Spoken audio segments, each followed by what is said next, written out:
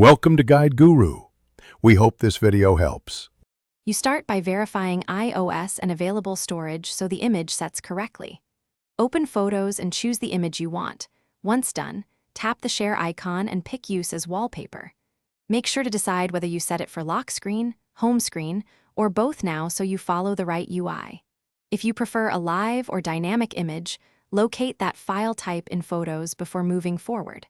This first step puts you into the system wallpaper flow.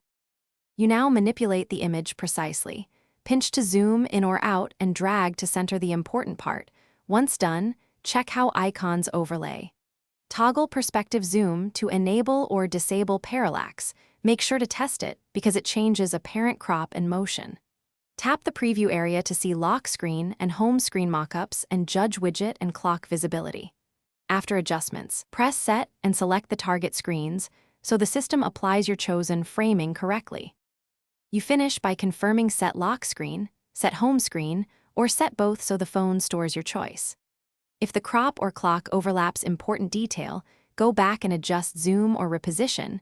You may need to choose a different aspect or re-edit the photo in Photos first. If the wallpaper does not apply, restart your iPhone and try again. Make sure low power mode or restrictions aren't interfering. That single troubleshooting tip resolves most application failures quickly. Thanks for watching. Consider subscribing if we helped you today.